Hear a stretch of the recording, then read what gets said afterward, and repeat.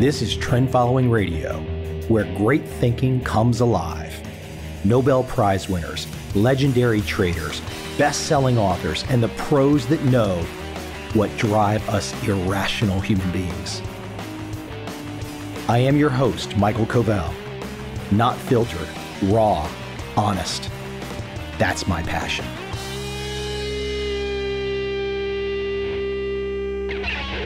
I like to get controversial. I want to cause people to feel a little bit something inside. Some people are going to agree, some are going to disagree. But there's a method to my madness. I try to stay true to a scientific method thinking. I have my biases like everyone else, but I try for just a touch of being objective. Why would you listen if I was just some hack, ranting and raving without some foundation? I have many friends on the right. I have many friends on the left, so to speak, conservative and liberal. But nonetheless, I try my damn level-headed best to stay in some form in all of my inquiry, in all of my discussion, my research, my writing, to stay in line with the scientific method. And let's be frank, at least 50% of the world does not.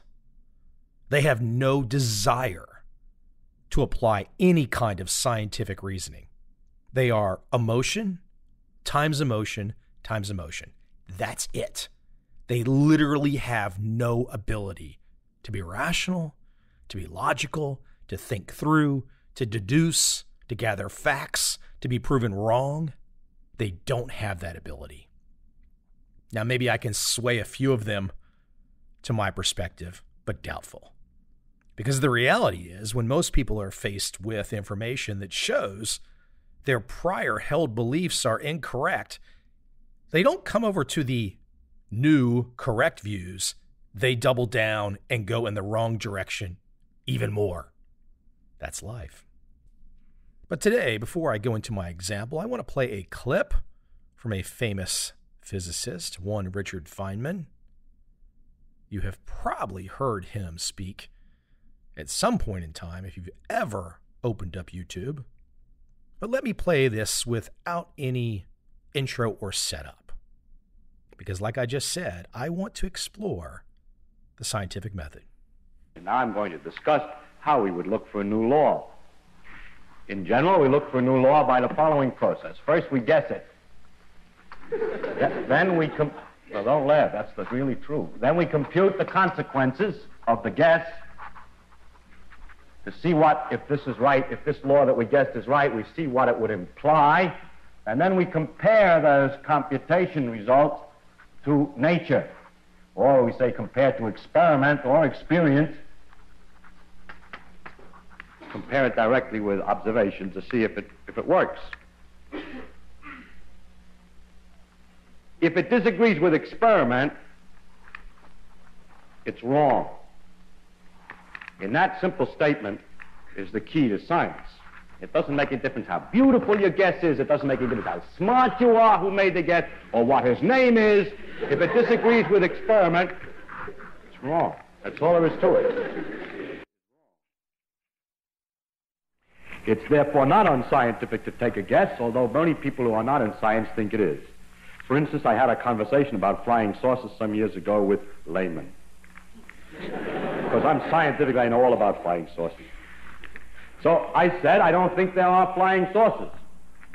So my antagonist said, is it impossible that there are flying saucers? Can you prove that it's impossible? I said, no, I can't prove it's impossible. It's just very unlikely. That, they say, you are very unscientific. If you can't prove it impossible, then how can you say it's likely, that it's unlikely? Well, that's the way, that is scientific. It is scientific only to say what's more likely and less likely, and not to be proving all the time possible and impossible. To define what I mean, I finally said to him, listen, I mean that from my knowledge of the world that I see around me, I think that it is much more likely that the reports of flying saucers are the result of the known irrational characteristics of terrestrial intelligence rather than the unknown rational efforts of extraterrestrial intelligence. It's just more likely, that's all. And it's a good guess. And we always try to guess the most likely explanation, keeping in the back of the mind the fact that if it doesn't work, then we must discuss the other possibilities. There was, for instance, for a while, a phenomenon called superconductivity. There still is the phenomenon, which is that metals conduct electricity without resistance at low temperatures, and it was not at first obvious that this was a consequence of the known laws with these particles, but it turns out that it has been thought through carefully enough, and it's seen, in fact, to be a consequence of known laws. There are other phenomena, such as extrasensory perception, which cannot be explained by this known knowledge of physics here, and it is interesting, however, that phenomenon has not been well established, and that we cannot guarantee that it's there. So if it could be demonstrated, of course that would prove that the physics is incomplete, and therefore it's extremely interesting to physicists, whether it's right or wrong, and many, many experiments exist which show it doesn't work. The same goes for astrological influences. If it were true that the stars could affect the day that it was good to go to the dentist, then, as in America we have that kind of astrology, then it would be wrong. The physics theory would be wrong because there's no mechanism understandable in principle from these things that would make it go. And that's the reason that there's some skepticism among scientists with regard to those ideas.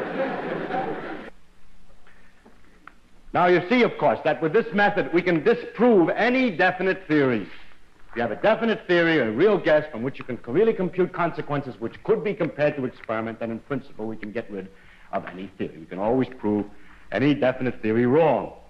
Notice, however, we never prove it right. Suppose that you invent a good guess, calculate the consequences, and discover that every consequence that you calculate agrees with experiment. The theory is then right? No, it is simply not proved wrong.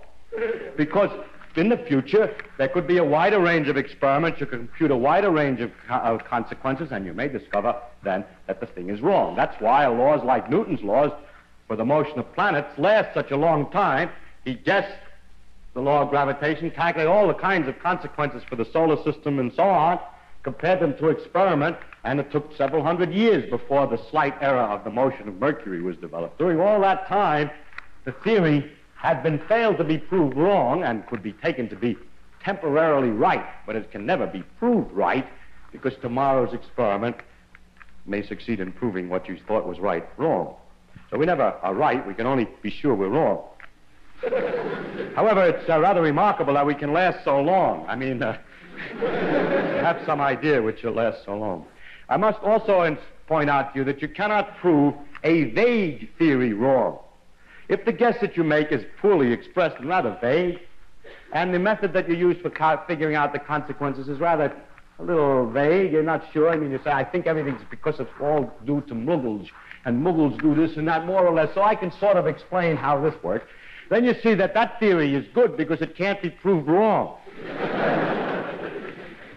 If the process of computing the consequences is indefinite, then with a little skill, any experimental result can be made to look like an expected consequence. You're probably familiar with that in other fields. For example, A hates his mother. The reason is, of course, because she didn't caress him or love him enough when he was a child. Actually, if you investigate, you find out that, as a matter of fact, he did love him very much and everything was all right. Well, then, it's because she was overindulgent when he was a child. So by having a vague theory, it's possible to get either result. Now, wait. Now, the cure for this one is the following. It would be possible to say, if it were possible to state ahead of time how much love is not enough and how much love is overindulgent exactly, and then there would be a perfectly legitimate theory against which you can make tests. It is usually said when this is pointed out, how much love is and so on, oh, you're dealing with psychological matters and things can't be defined so precisely. Yes, but then you can't claim to know anything about it.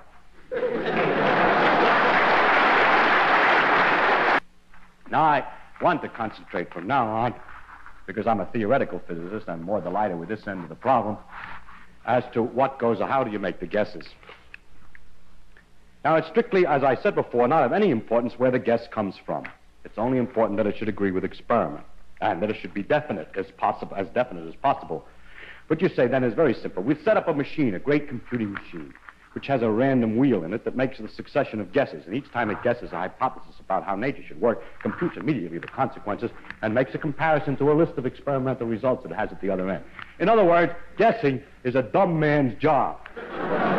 Actually, it's quite the opposite, and I will try to explain why. The first problem is how to start. You see, I'll start with all the known principles. But the principles that are all known are inconsistent with each other. So something has to be removed.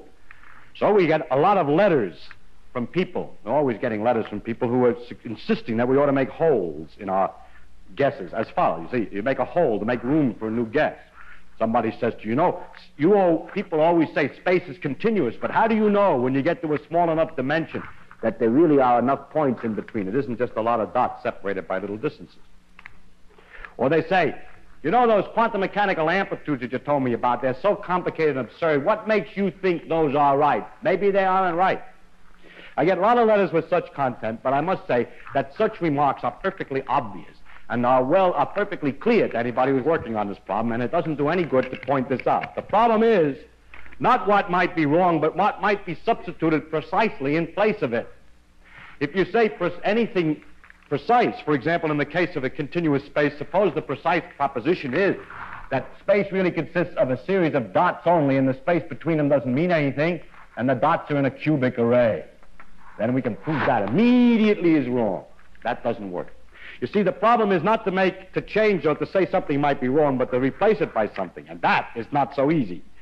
As soon as any real, definite idea is substituted, it becomes almost immediately apparent that it doesn't work. Secondly, there's an infinite number of possibilities of these simple types.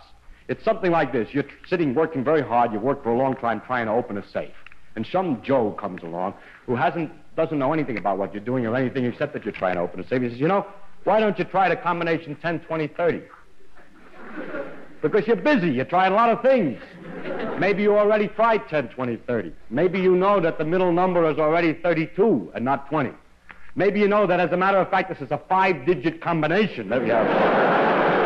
So these letters don't do any good, and so please don't send me any letters trying to tell me how the thing is going to work. I read them to make sure that I haven't already thought of that. But it takes too long to answer them because they usually in the class try 10, 20, 30. I love how he thinks. Would that have not been a great professor to have had in college? I mean, college or not, the coffee shop, he could have taught anywhere. A fabulous mind, a beautiful mind. I said at the top, I like to get controversial. So let's get controversial. I want to read a quote from one former president of the United States of America, age 94, one Jimmy Carter. He says, there's no doubt that the Russians did interfere in the 2016 election. And I think the interference, although not yet quantified, if fully investigated, would show that Trump didn't actually win the election in 2016. He lost the election and he was put into office because the Russians interfered on his behalf. End quote. Now that's very vague. Vague in the sense that it's 2019. I'm a pretty smart guy. Whether you are on the left or the right, I'd like to think you are smart too. What's the evidence? Just give me some evidence. Give me something I can hang my hat on. Okay, Michael. There were troll farms on Facebook. Yes, I know about that. They spent like 50 grand or 100 grand. Nothing. Is that it? What's the evidence? They interfere with the election. What does that mean? If I don't know exactly what you mean by interference, you are asking me to only go on the emotion that I hate Trump. Well, if 50% of the country hates Trump and they don't have the ability to be objective or to apply a little bit of the scientific method, the whole conversation breaks down. Now, on Facebook, I posted that quote from Jimmy Carter. Not because I was trying to make a political point. I was going fishing.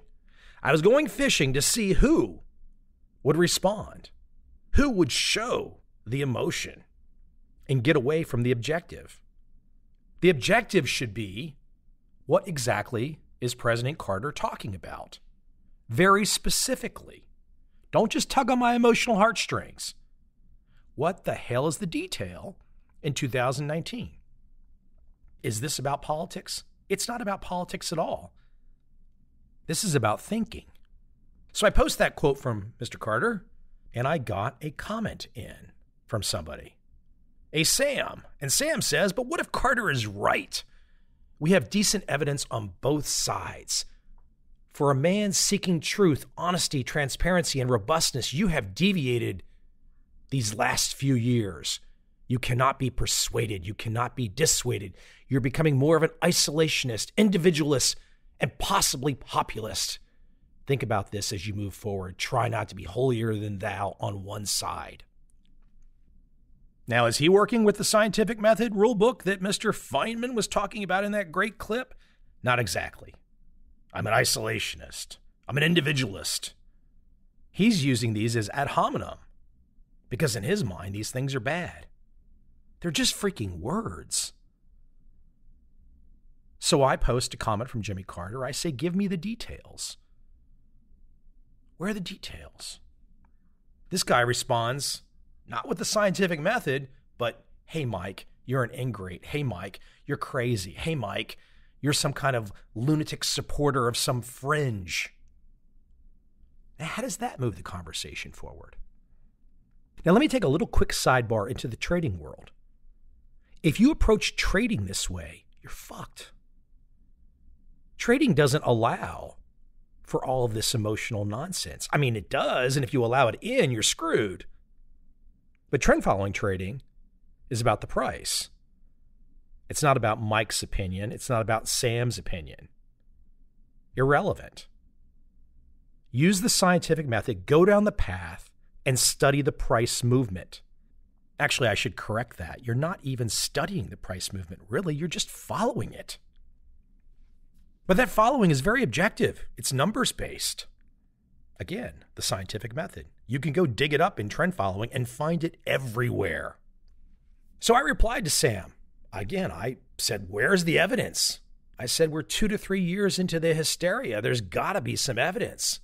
And I said, but alluding to the evidence, not putting the evidence on the table, is more valuable to people in politics because you get to keep the story going on and on and on and on. So I said to him, I would love for you just to tell me what is the evidence for whatever accusation and not refer to a link or throw ad hominem at me. Just demonstrate that you know exactly what Jimmy Carter is talking about when it comes to this evidence. I further noted, okay, let's assume this guy's right. Let's assume I'm being too objective. There was all kinds of interference. To what degree? That's not even on the table right now. $50,000 worth of Facebook ads? Is that the interference? Is there something more that I don't know about?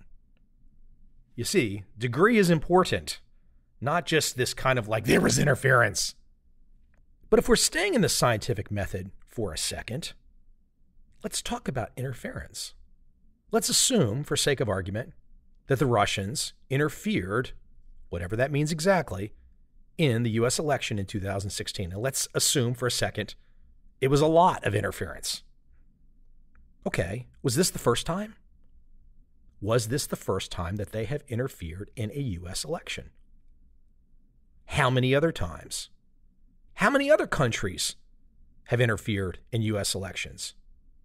Again, it's really tough, right? Without knowing what the definition of interference is.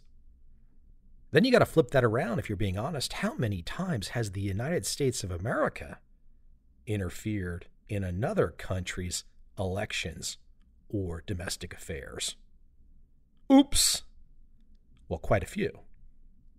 So if we don't put all of this on the table and we don't discuss this entire conversation with specificity, it's one big mental masturbation session. A waste of time. Now, I don't see it as a waste of time in the sense that it's a great learning lesson. Yeah, I know I picked the controversial political topic, knowing full well that some people are going to be triggered because they hate the current president and all that kind of stuff. I get it. Yes, okay. But that's sometimes a great place to learn from, a great place to start. If they don't care about the topic, how do you get people to even listen? And again, as I said from the very top of this conversation, maybe people don't even listen. Some won't listen. But that's not the point. That's not why I do it. I'm talking to my group, so to speak, my group of people that want to look at the world as best that they can in a rational, logical way, to be data-driven, to try and get to the essence of things.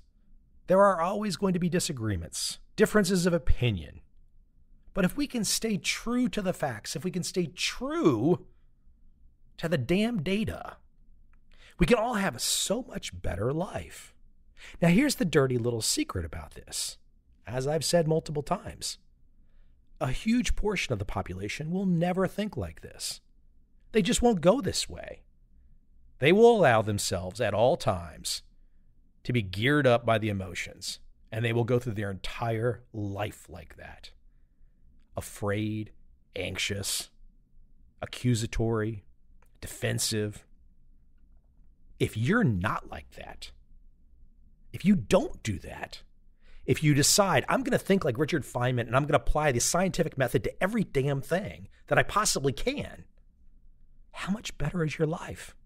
How much more of an edge do you have if you think like Richard Feynman versus Jimmy Carter?